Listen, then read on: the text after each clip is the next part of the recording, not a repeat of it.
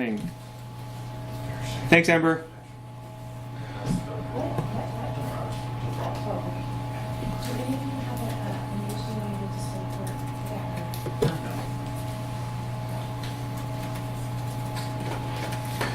All right, good afternoon, everyone. Thank you for coming here and foregoing the Super Bowl. Well, actually, who knows? Maybe at 3 o'clock you'll disappear.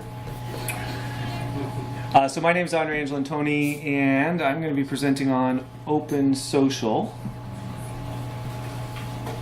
And then I'm going to just have one slide on something which is Campaign Kit, because my intention is eventually to submit Campaign Kit to the OpenSocial distribution in some way so that it's readily available to the kinds of organizations that use OpenSocial. So let me back up. So I'm Performant Labs. We're a small agency based out of San Francisco, and so we've tended to do Drupal sites more for corporations. When I came across OpenSocial, I said I want to do more work here and with those kinds of companies.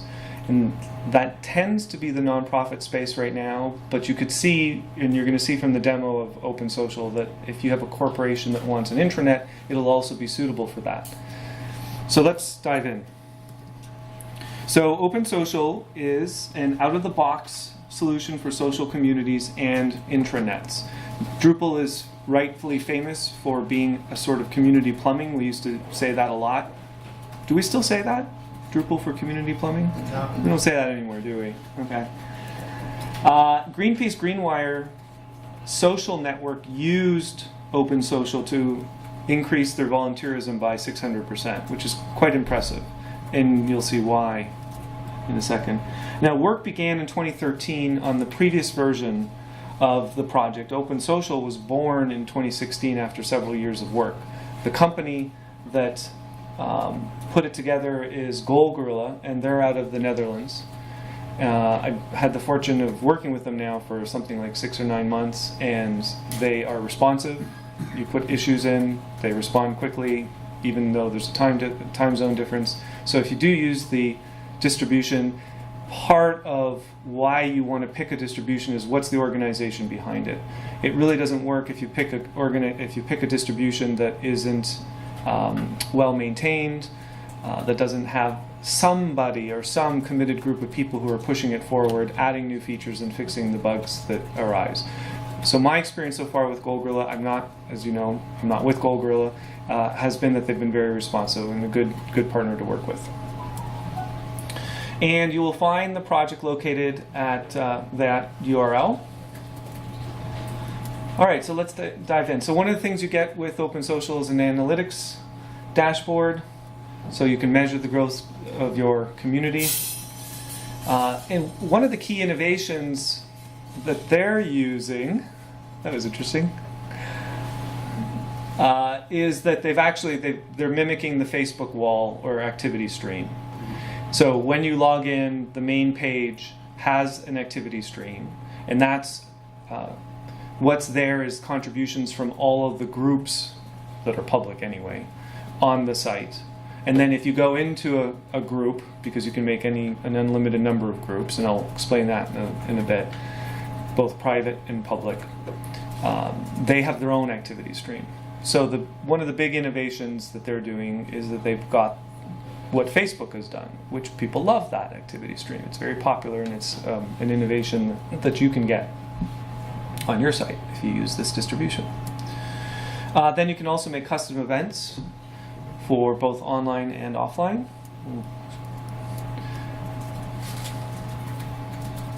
What do you mean by online or offline? Well, just are they going to be physical events? A lot of organizations are actually, they're going to use it to do something, and by that the form has a place for a physical location in the world and an address. So one of the organizations, this is a nonprofit based in San Francisco, is called the Pachamama Alliance. They work on protecting the headwaters of the Amazon, and they also teach, and how they do that is they teach the indigenous population there things like the law. So now there are indigenous lawyers that can protect the Amazon, which is critical because that's their homeland. So they're very motivated to do that. Great organization. They're using OpenSocial. and they're out of San Francisco. And then another one is the Global Dev Hub by the United Nations, and they're more like an umbrella community where you can go in and have conversations on development issues around the world. Okay, so there's a lot here. What GoalGorilla is doing is you can use their hosted solution if you just don't want the trouble of dealing with it yourself. That's not going to work if you need to do some sort of highly flexible custom solution. You're going to need to do either their high-end enterprise solution, where you're hiring them to do some work, or some other agency to do some work, or you can host it yourself. But if you have a very simple need for a community, then you can use one of the, this is not supposed to say enterprise, that's supposed to say premium. Actually, what happened here? Something messed up. Looks like something got copied. Yeah, and I had actually made all these changes. There we go. That's what happened. That's the one you're supposed to see. The other one was the old version of the slide. All right, so you can see the hosted version starts at 95 euros a month, roughly $120 USD. Premium is significantly more, $500 a month, but you can go up to 10,000 users. And they'll import your users from another system.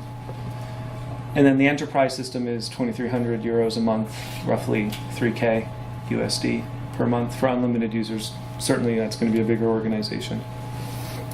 Okay, so this is an interesting slide. This is where GoalGorilla sees OpenSocial playing in the market space, because there's a lot of competition for this space. A lot of private companies really want you to use their product. And here are some of the bigger ones. Everything from SharePoint, Microsoft Teams, Slack even has now a whole bunch of features that are not just team collaboration that we might all have been introduced to, but now you can open it up and it's more intranet-like. Are you going to get a whole lot of flexibility with Slack? No. But if you don't need that flexibility, maybe that's the right tool. So anyway, what they're saying, GoalGorilla, is that they see the extensibility on the far right being an asset, and the fact that it's open source. Some organizations, well, this was not the case 10 years ago, but some organizations are saying, no, we're just an open source shop, we're only going to use open source, we're tired of using private vendors and blah, blah, blah. And so they automatically put on their short list open source tools. So GoalGorilla sees them as OpenSocial as being a natural fit for that kind of organization. Now, if you're a little bit more technology agnostic, then OpenSocial competes with all of these. Okay, so one of the key features in OpenSocial is actually not designed by the GoalGorilla people. It is the new group module. And can I get a show of hands who used organic groups at any one time? Okay, actually almost everyone. So, and who has never heard of organic groups?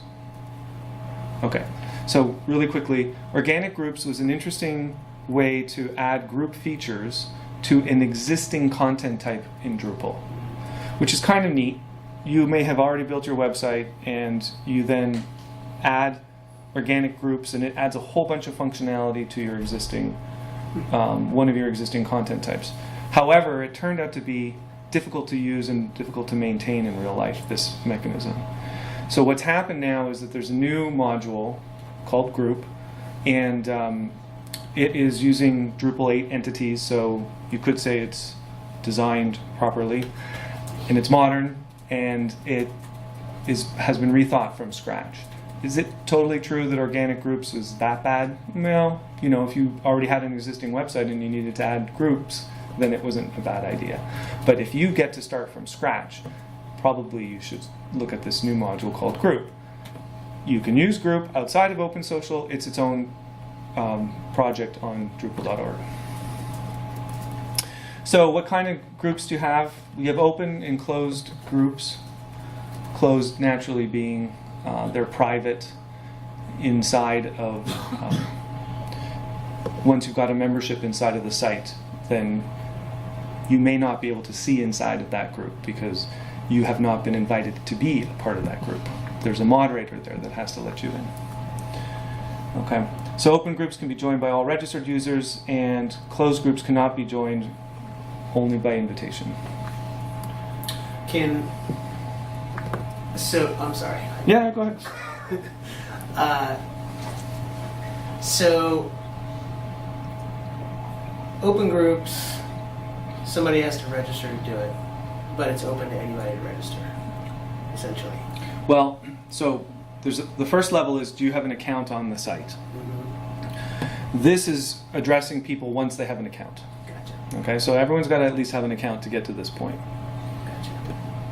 So an How anonymous would they- person how would won't they be able to get- join any of them. Okay. How would they get an account? That's the normal user login Okay. registration process that Drupal offers. Gotcha. Okay. Yeah, no, good question. Okay, let's keep going. So the group types have extensive permissions and content and roles, and also content visibility. So you can be no, I was going to give you an example that didn't make a whole lot of sense. But basically, you can, in some cases, open up some of your content even in a private group. You have this kind of flexibility. So there are all the checkboxes and the permissions that you normally think of for a node in Drupal. You've got them inside of groups as well. Okay, so it's important, since groups form such a big part of OpenSocial, it's useful to know what the roadmap is for group. And online, maybe the last DrupalCon, I think, possibly, the module maintainer for group did give a talk, so you can hear even more because he has a whole half hour on his stuff. I'm giving you one slide. But if you are interested in knowing what group is, did you know what that talk is? No, I'm just curious, is the maintainer for groups working for GoalGorilla? No, but they're working closely together because they've been. It's such. GoalGorilla picked group right at the beginning over organic group.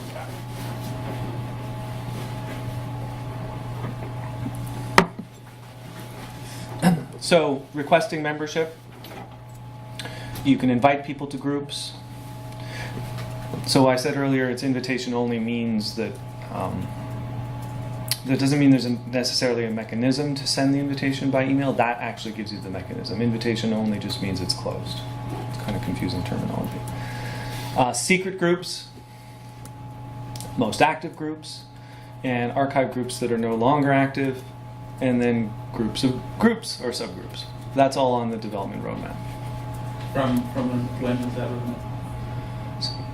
Sorry, who am I looking at right now? Oh, there you are. What's the roadmap? When was that roadmap? That roadmap, I made that slide 4 months ago. So part of that is probably inexistent, but I would guess not much yet. Is there something in particular you're interested in that roadmap? Oh yeah, subgroups, but I mean everything is interesting. Yeah. I think group is going to be the new prime I definitely agree. module for Drupal 8. So everyone's got their eyes on group.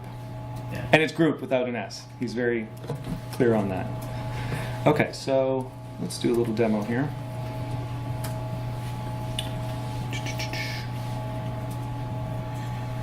Where's my mouse?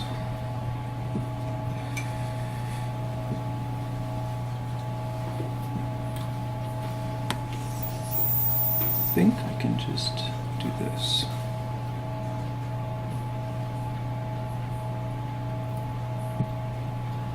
Okay, so let's start.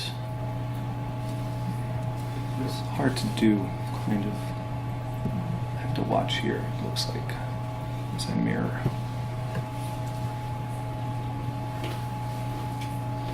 All right, so I've just got this set up on my local box.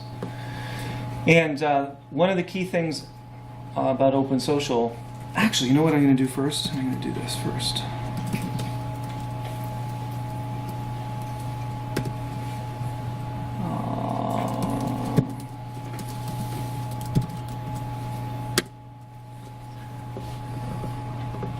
Let's take a look at their project page because there's a lot on it. All right, so this part I just discussed a little bit with you. They have been regularly putting out versions every 2 to 4 weeks, and now it's on version 1.9. These are the committers over here, so lots of work going on.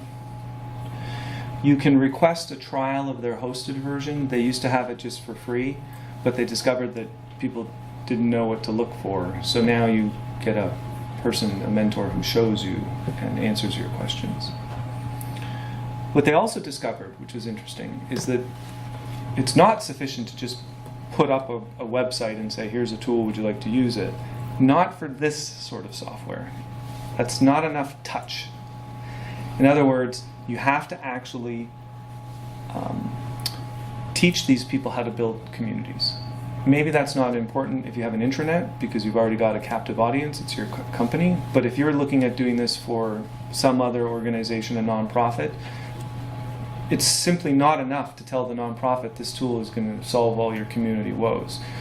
What I think the core thing is that they found out is that you have to have a community manager who is able to create content, and that content may be all from them, usually not. They have to be able to wrangle the content from the organization so that there's a varied amount of content, so it's out there regularly.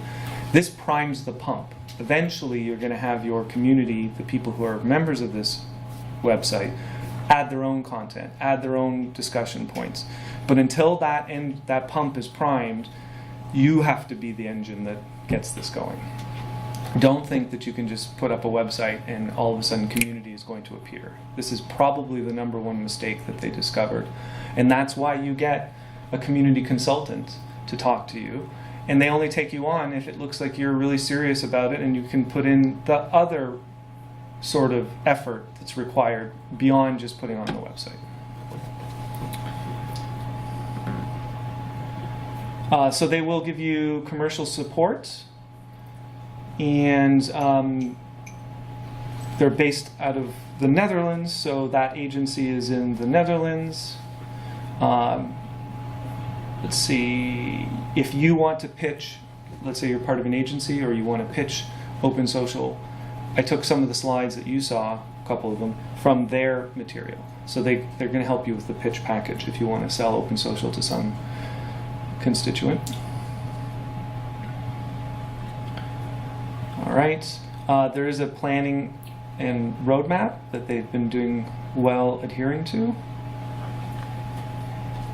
They have a user manual. And one of the key things about OpenSocial is that out of the box it looks good. This was originally a design firm out of the Netherlands.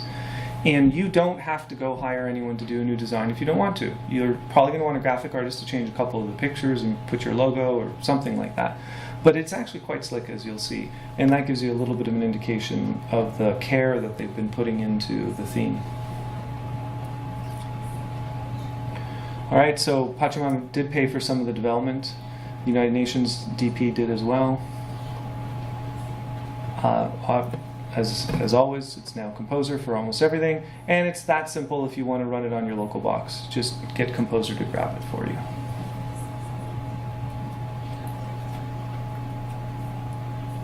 Okay, and then here are some of the showcases, primarily, again, European organizations because of where they're located, but I think we'll start to see some more American ones, or North American ones. And so far, around 1,000 sites using the distribution. Now, I don't know how many of those are their hosted platform. It's an interesting question that I should ask them. Okay, so before I go here, any questions on anything there about the organization or anything like that before we get into the pure demo? No? Okay. All right, so let's go back here. So I said that it looks pretty slick. Here it is here. You've got a menu here. That's the search.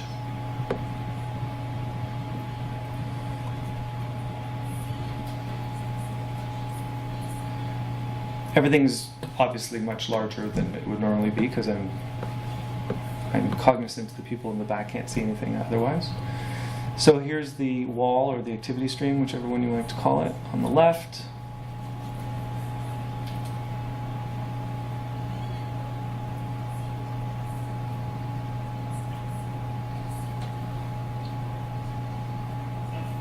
Okay, so that keeps on going. Now on the right, you've got blocks that you can move around, and here are the built-in blocks like newest topics and so on. All right, so let's. Quick question. Yeah, go ahead. What you're showing, did you just do, is this the basic install? Like what you're seeing that demo content? Plus the demo module turned on. Okay, so you didn't have to write any of that content, it's just called there. Yeah, that's the demo module. I tick it on. During the install, you get to say whether you want the demo module and then whether you want to generate also dummy data. Perfect. Yeah. So if you want to demo it, you can do exactly what you see here. Yeah. Okay. So let's. And can you do it? You can demo it without help from GoalGorilla. You Yes. just download it and try it and see what it looks like. Yep. Okay.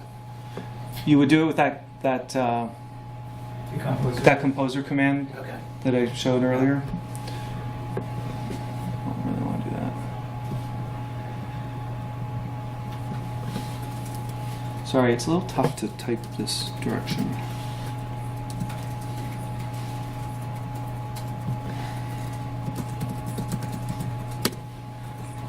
No, I don't want to do that.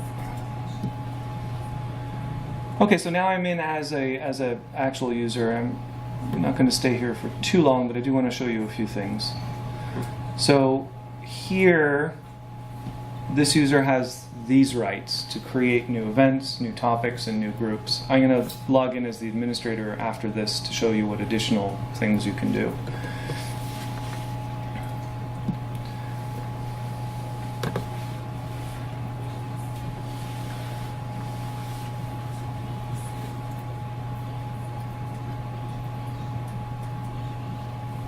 So now you've got this concept that your content can be visible to one of three different kinds of viewers.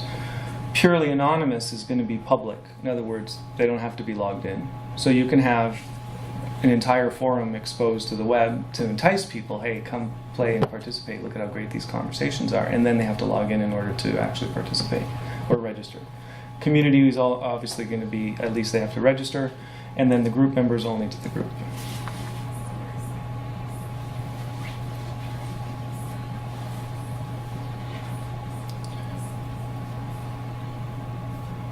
Okay, and I'm not going to actually add a whole lot so that we can cover more. I'm just going to kind of blow through these things.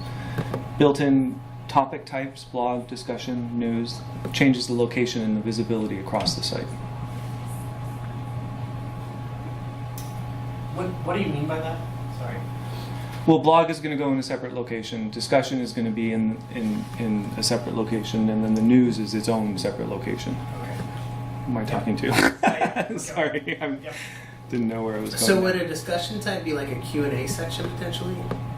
Like you can create a new discussion that's a question? Yeah, well, yeah, it could be, but it basically means you're going to have some sort of threading going on where you're going to Forum have kind of? Yeah. exactly. So really, it is mimicking Facebook in that regard. Does this use built-in content types? They do, but you can add your own as well. Yeah.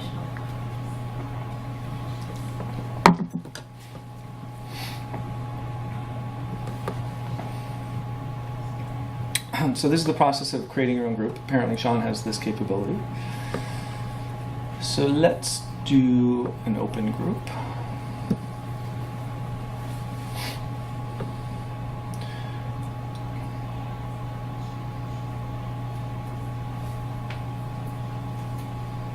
Now you can add questions that will be asked of the potential person who wants to join the group. Which you're not quite seeing, well, actually you are seeing it. Facebook can do that as well now. So in some groups when you join Facebook, it will say, give me the 3 reasons why you love this breed of dog before we let you into this group. You can do the same thing here. And then depending on their answer, you let them in or not. Okay. So this is my profile, my personal profile page where you can see what is related to Sean. Try this. So Sean has his own stream. which is basically a collection of everything that's happened or that he has done elsewhere on the site. His own events, which he hasn't created any, and I'm not going to do that now. His own topics, let's see if he's created any. He has not. What groups he is a member of. Okay, there's not a lot going on there. We're going to add him to a group in a second, just to show you how that works. Let's go do that now.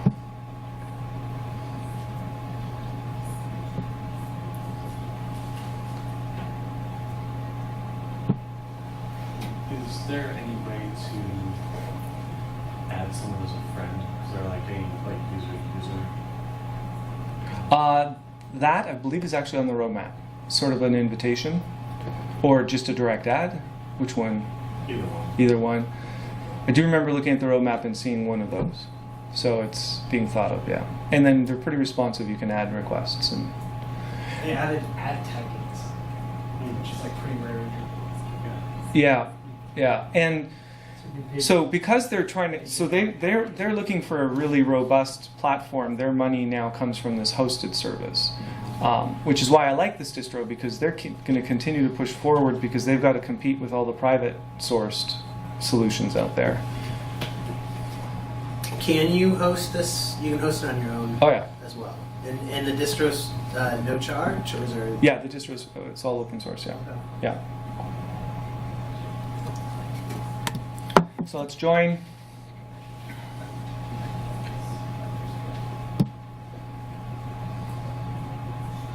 And now I'm brought back to this page, and you can see that I'm a member now, and that there are 5 members. I wonder if I can do that. No, I can't. What does that icon do up there in the upper right? Does that show people? Oh, this one? No, that's my own personal profile page. Oh, okay. Yeah, that's My group. kind of my groups. It goes straight to the profile sub menu for groups. And then you do have notifications if you've gotten a message. I'm not going to show that. That's kind of basic. How well? Can I ask like about that? Yeah. Like, is that? What do you mean by messages? Just Oh,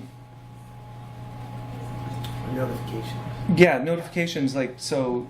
Well, it's going to be a couple things. It's going to be, first of all, is there something new in a group that you have joined? Second, have you been mentioned using the @ symbol, kind of thing? Yeah. but no like private messages. Not to my knowledge, Yeah. although it might be on the Rowmap as well. Because, well, anyway, Drupal 7 had a private messages module, so perhaps it's just as easy as either upgrading that or something like that. Yeah. Okay. So that's the profile, but what I want to actually do is go here. Show you this real quick. That's the normal page, but you've got notifications here. So if you're part of a group and someone has posted something and you've turned on the right modules and you have SwiftMailer installed, you will get emails with the activity in that group. But there's no way in the system for me to create my own little network of like sort of people that I like. In LinkedIn, it's a connection, and Facebook, it's a friend. And hang on a second, before I answer that, and what were you saying? Create a private group and then add those people. Yeah, but I think you're just talking about friends. Yeah, Yeah. just people that I like because of their comments or their whatever. Not yet. What was the follow option under the? Or Yeah, you can follow. And you're following people. Or? You can follow definitely posts, and every time there's a new comment, you'll get an email notification on that. Can you follow people? I haven't checked if you can follow people. It's an interesting idea. Yeah.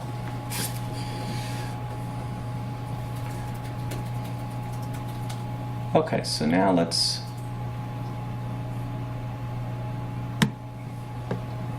back out for a second, and then we're going to go here.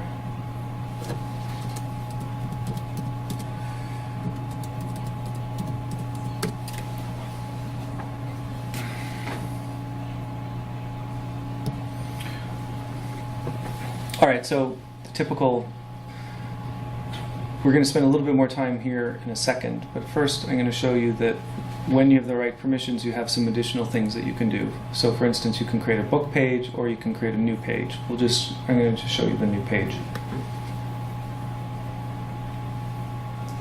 But again, you've got this kind of thinking here.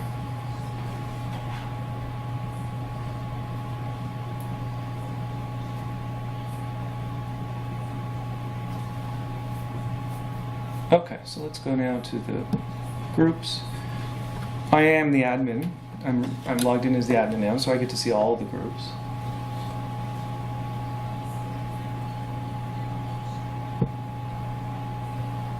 Or delete them. And are there permission levels where you can have the owner of that group actually be the admin for that group? Yep. I'm gonna show you that in a sec. Yeah. Okay. Let's stay at high level for just a little second longer. You can make new group types, and the basic ones are closed group, open group, and public group. But let's say that you need some sort of unique type of group that has some sort of feature or functionality. You can add another one there. Maybe it's something that you add programmatically. Or it might just be you're going to add groups that already have a certain permission set up. And then anyone who creates that kind of group, the permissions are already, because it can actually get kind of hairy looking at all those permission checkboxes. And you may want to set some sort of consistent, this is what we're doing for groups, and then everyone has to create a group of that type. And then you can hide all the other ones if you don't want them. We're going to create a group type in just a sec. Okay, so not a whole lot there. Actually, let me see. Add a group roles. Yeah. So we'll go through the actual adding of a group type so you can see what comprises a group. First of all, your name. We'll do something.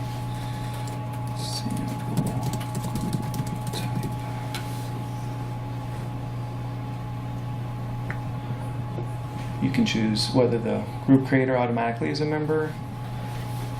Do they have to complete their membership? And automatically configure an administrative role. And we'll say yes. We're going to do that.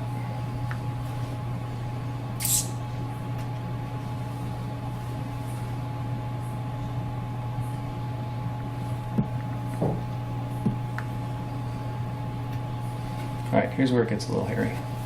All right, again, the three different levels: anonymous, outside, and member. Anonymous being the equivalent of public, not even registered on the site. I'm gonna just let you grok that.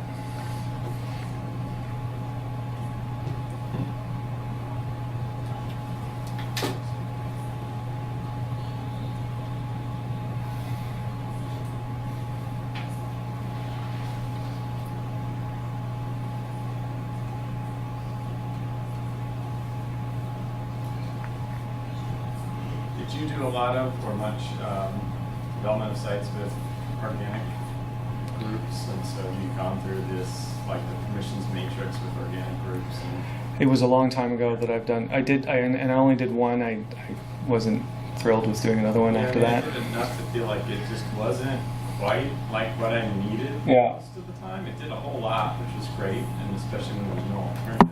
It just seemed like there was this not quite meshing with the real world, and I'm curious, just from what I've seen, this looks closer. Yeah, you're gonna feel like this was designed from scratch, more to be like it was a first class group citizen as opposed to OG, which was tacked on to an existing node and trying to make everything work that didn't quite. Yeah. One of the major differences, though, was in OG here. There was member and non-member, and back in 2013 or so, we had a few security issues that were fixed in OG because of that non-member. There was no distinction between anonymous and non-member. That still is the case. We fixed the security bugs around that, but it's interesting to see that this is makes that distinction because there's a pretty big one. Yeah. Are you part of OG? Yes. Yes. Okay. Sorry, I don't mean to poo-poo the module, no. but I will rant for hours about OG. Okay. You're good. You're good. all right. Okay. OG people are pretty happy with group.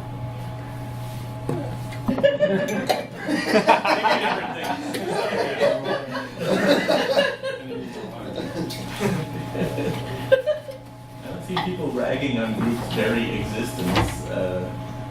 No, Omnitai doesn't really. I mean, I talked to them about it, but they have different goals that they're trying to achieve.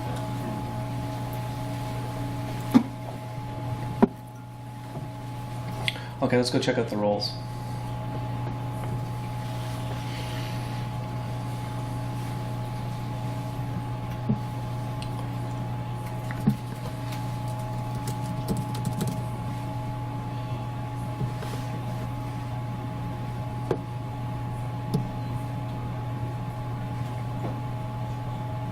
Do you know if there's a way to scaffold roles for groups?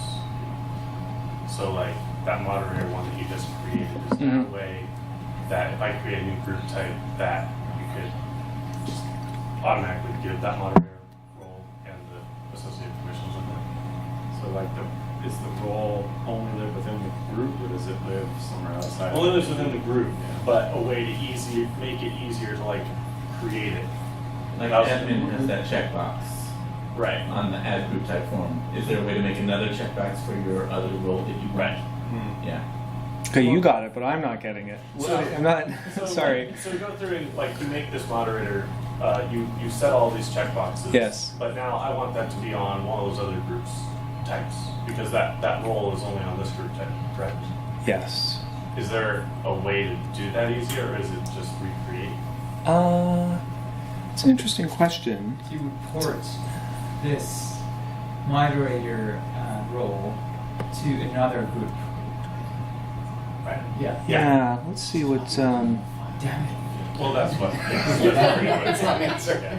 Well, when I've had those sorts of situations, Yeah. what I've done is gone here, That's what we're talking about. Yeah. Dear God.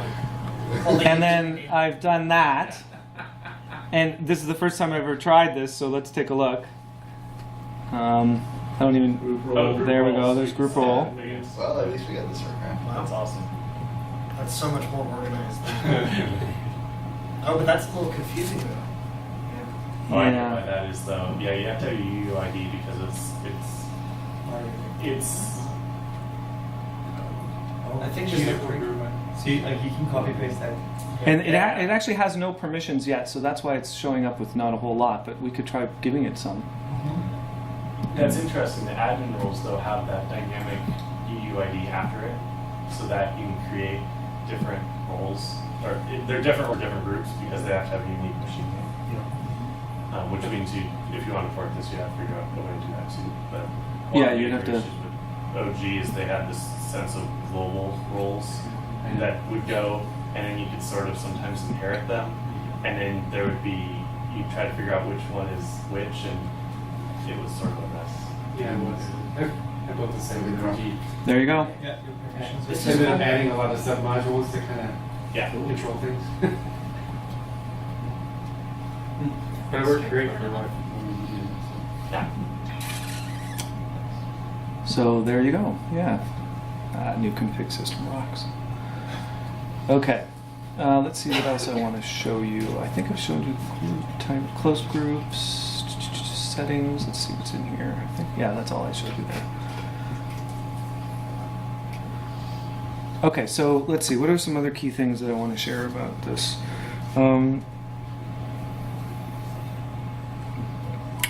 Basically, you get all the benefits of it being on a modern Drupal 8 website, and with all the kinds of headroom that you get with now being on Drupal 8 as opposed to Drupal 7. Yes, it's true that if you want to use one of the existing distros that Ivan was talking about, they still work, but you'd kind of be crazy to stand up a website 2 years after Drupal 8 has launched not using Drupal 8, in my opinion.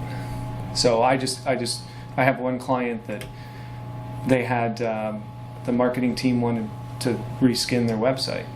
And so I put together the case that said, look, you can spend $250,000 on reskinning your website in Drupal 7, or you can bite the bullet and go to Drupal 8 now. And that won the day, and we got the budget to move to Drupal 8. So I would push to go to some sort of Drupal 8 distribution. Okay, let's see. What other questions? I was originally prepared to just do a half hour, and I was going to blow through this. What is that? So we can open up the questions soon, and I want to talk a tiny bit about Campaign Kit, because that's what motivated me to get into this. Yeah. Just a bit. Okay, great.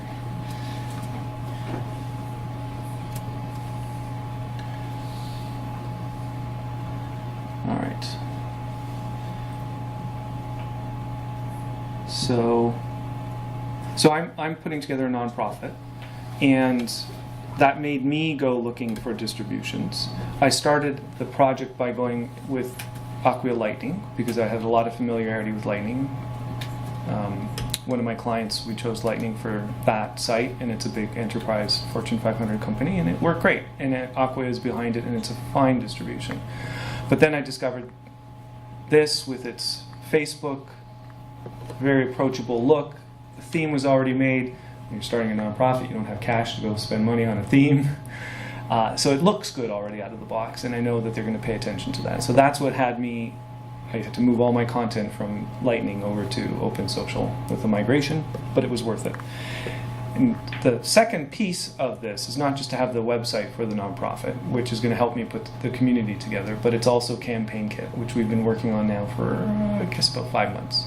And so the whole idea is that which is more compelling? If you are going to a nonprofit website or your alumni association, which I suppose is also a nonprofit, and they say, hey, would you like to, okay, here's the example. We build water wells in communities without fresh water. Would you like to donate today? Or the next water we will be building is in Tambiama, Sierra Leone. Your $30 donation will bring fresh water for 5 people in this town. Would you like to help build this well with us? Now, which one is more likely to have you be inspired to help this organization? Clearly the second one. So the idea of giving people details and putting them inside of a campaign so that they feel like they're part of a group and they're a member of a team that are creating something together can be very powerful. In fact, almost nothing that has any real effect in the world can happen without teams. So if you can interest people to become part of a team, and now they have that as part of their identity, they're more likely to give you money, they're more likely to share this, and then you're more likely to be successful with whatever you're up to. So you always want to put people in teams as much as possible if you can. And so and there's one organization that's done a really good job with this, and I took that idea. It's called Charity Water. And that's actually what they do. They say, hey, you're going to give us money for this well, and by the way, here are the GPS coordinates for this well.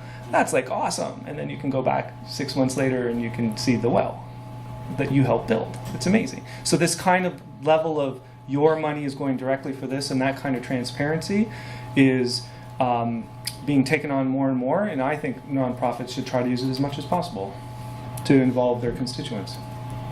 Okay, so the first kind of campaign is just a standalone campaign. We're all familiar with that. And it might have some sort of level indicator. The traditional thermometer, we're building a new hospital, help us get to the $15 million goal or whatever. So you can do all that. We've got that built. But then the second part is also these parent-child campaigns, also known as peer-to-peer campaigns. That's where the organizer sets the overall campaign goal, and then individuals can create their own campaigns with their own page and their own unique URL. And that's what they share with their social media. And then when someone donates to the child campaign, all that rolls up to the parent campaign. So that's all working. It's great. It's just working with PayPal right now. If somebody needs another payment processor, there's a plugin architecture. Probably, though, in a humbling Drupal moment, which some of you might know, I discovered only 4 days ago that there's this lovely payment module that has a built-in plugin infrastructure and already 12 different plugins. So I'm going to look at switching over to that. So the moral of the story is always look to see if there's a module that already does what you are about to build and spend weeks on. Does anyone know about the payment module? No? Which payment module? It's actually just called payment.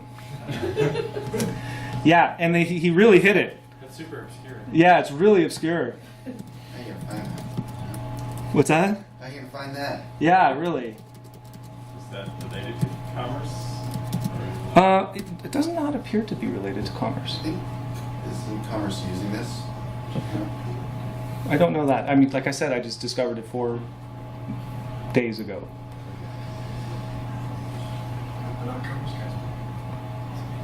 But I think they.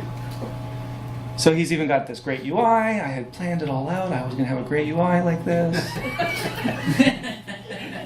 So you were. It was so good. So good.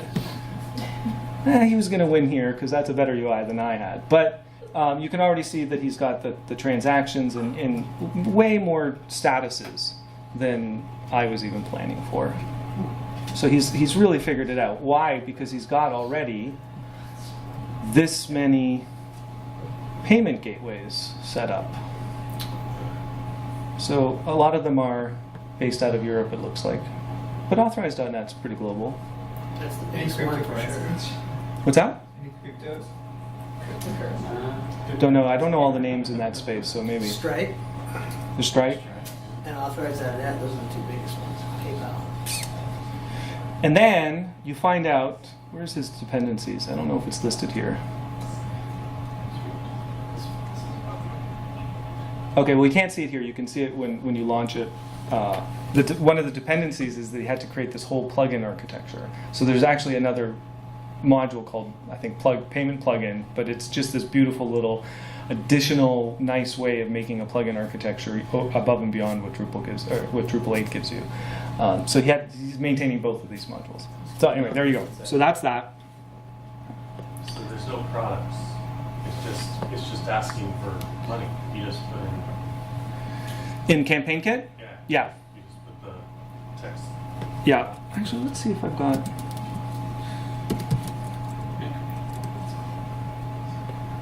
It should be. This is not actually my laptop. I had to get everything going here.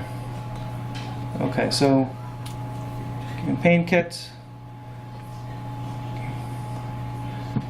This one's got the demo module turned on, so we've got some campaigns already built into it. So let's just do the parent campaign.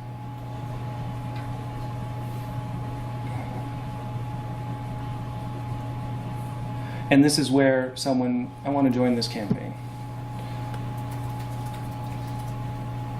Now you're going to put this on a prettier page, obviously. But now you can, the dates are inherited from the parent. You don't get to change that sort of stuff. But you do get to set what your goals are. And we're adding 2 things because now you can give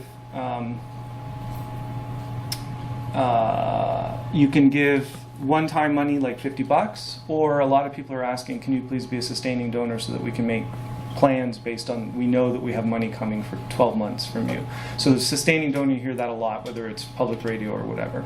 So you can actually create 2 different goals inside of the campaign. One which is just hard dollars, one-time donations, and then the other one are the monthly recurrings. And then you specify whether, well, you won't be able to, yeah, here you go. We're going to actually take that away from the children. It'll be forced from the parent. So, but you can see that you can allow one-time donations or recurring or both. How are you handling the recurrence? So that's with payment cat. Yeah. Who was I talking to? Yeah. Sorry. I have to look up and find out. Yeah, so we're not handling the recurring. That's like something we don't want to handle. So the payment agency, and then you have to also deal with another level of PCI compliance, maybe at some point in the future. But right now you can find agents, you can find payment processors that will handle that for you. Yeah. I mean, I was wondering if the payment tool doesn't, but you haven't switched over to them yet, so maybe you don't know. Oh, I don't know the answer to that. Yeah, okay, Yeah. I haven't seen anything about it in the documentation that they actually do the recurrence. But they could. I would hope they would hand it off, but they still need to be able to handle that part of the API for each of those things, right? It has to be the plugin Right. to request it, so, yeah. Right, and that's kind of one of my concerns. If it doesn't have that sort of stuff, then I'll have to help them build it, which is fine because I was going to build it anyway. So if you were to use the payment processor's recurring functionality, you'd have to have an administrator in the nonprofit just manually log in and set that up. Yeah, well, you have to set that up with the payment processor first. You have to have an account there, and then you're going to go into the plugin, and there's going to be a configuration screen where you give them the account ID, maybe your secret key, and that's what's going to allow the communication. But you're definitely going to have to create that. Now, we have one more other issue, which is that we can create campaigns, child campaigns, if we here's the problem. Not all the payment gateways have an API where we are allowed to create a campaign on their site. Because sometimes the way we work is we have a campaign inside of Drupal, but the payment processor also knows this concept of campaigns. So you actually get the campaign ID that's made over on the payment processor and you plug it into ours so that you can be communicating. Because now if you want to know what the total amount is that's been raised for your campaign, you don't know it. You actually have to go ask your payment processor, well, how much money do you have there? Kind of thing. Because they should be the final arbiter. We don't want to record that data twice because it's going to get out of sync. It always does. So we don't want to do that. We always want to be able to ask the payment processor, hey, what's the status of this campaign? So some of these payment processors, like Giving Fuel, they know they have this concept of campaigns, and they'll do all that stuff for you. And it's also, they give you a whole bunch of other stuff. They can give you like giveaways. I think I'm getting my 10-minute notice there. They can do, you know, when you go NPR, they give you, I don't know, a satchel or something when you donate. So these guys have a whole bunch of other features if you get the person over onto their website that they can take care of. Plus they handle credit card declines. They're going to send out the email that says, your credit card has expired, can you please give us a new credit card? It's kind of something that you don't want to deal with. I don't really want to program either.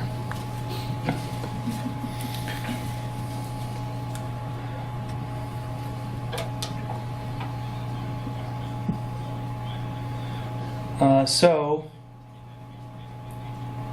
and we're not going to go through all this, but we have 3 different campaign types, plus just a regular donation page where you can just give money for a one-time sort of thing, and it won't go into a campaign, and there's no little level meter that shows. I can actually really show the level meter. Let me go back and do that.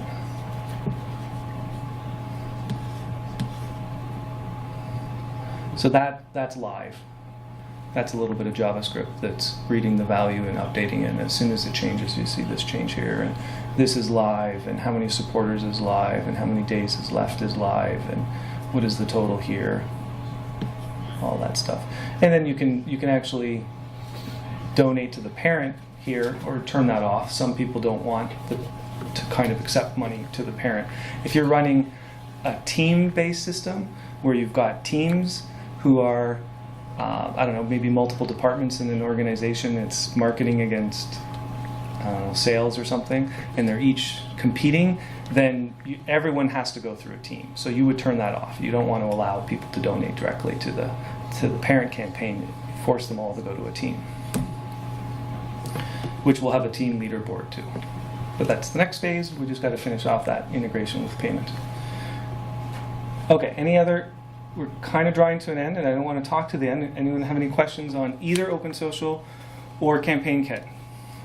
Yeah, curious with OpenSocial, are they staying up to date with Drupal core releases? And then also, how hard or easy is it to stay up to date with OpenSocial releases if you customize your site? So they are keeping up to date. They were, I think, about 4 weeks after 8.4, maybe 3 or 4, because they had to. 8.4 had some significant enough changes. They had to really work on some things to make sure it was all good. But within about 4 weeks, we were on 8.4, and the upgrades have been smooth so far. Just use Composer Update, and it's good. They're very good with their change records, so you know exactly what's changing. Generally, it just feels good to have somebody on the ball. I've talked to someone who uses their who's interacted with them. And the whole agency is apparently very well organized, even how they produce results for their clients. And do you know how long they've been around? I'm not sure, maybe, I'm going to guess 10 years. But they were an agency way before they did this. And then I don't even know how big they are, but I'm guessing they're 25 people, something like that. But now they want to get out of agency work. Probably the agency work is still funding a little bit of this until it gets on its own. Their hosted platform. Any other questions? Sure. For the campaign kit, are you storing any information to connect the individuals from one campaign to the next? So I know that you donated last year and this year. No, but we have the data. We could do something with that. Interesting. Like, hey, would you like to donate again? Yeah. Or, Yeah. you know, I mean, they did it once. Yeah. They're gonna want. Yep. Or you could, well, you've got all that data, so it's in a table, and you could create a list that says, hey, we're so close, help us push over the edge. I know you gave us $25, but if you could just give us another $10, if everyone did that, we'd meet our goal. That's totally possible because now you've got that control. That's also possible if you use a third-party service, I think, because they give you access to all the emails. You're putting it in OpenSocial, putting it together with OpenSocial, and now you've got people logging in, you've got their email address. They're putting their email address in when they donate. You could see a history of someone's activity and You could. you know what they Yeah. donated if you're tracking that. Yeah. Well, that's the whole thing. Those companies do a great job. Classy is awesome. But it's not your own code on your own website, so you don't have quite the integration that we're going to have as an opportunity with Campaign Kit. And then the other thing that is on the development roadmap, which I don't think is going to be difficult. Who here uses Zapier? Anyone? Okay, so Zapier is a tool that connects online services. So you write to the Zapier API, and then you turn around and Zapier. I'm going to show you just their front page because they do a much better example, better idea.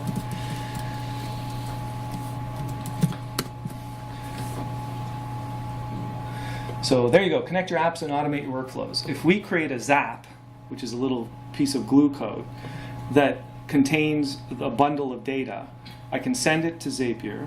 Zapier then can send it off to the Salesforce account, for instance. And then boom, as soon as someone has logged in, someone has donated, it automatically goes into your CRM.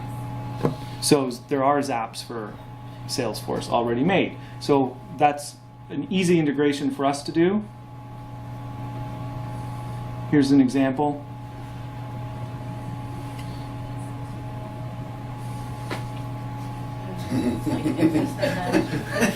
I know, it's so frustrating to show that demo because it keeps looping. And okay, there you go.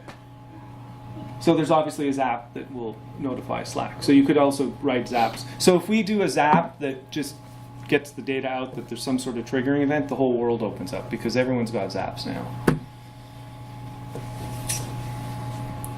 Any other questions? All right, right on time. Thank you, everyone. Yeah.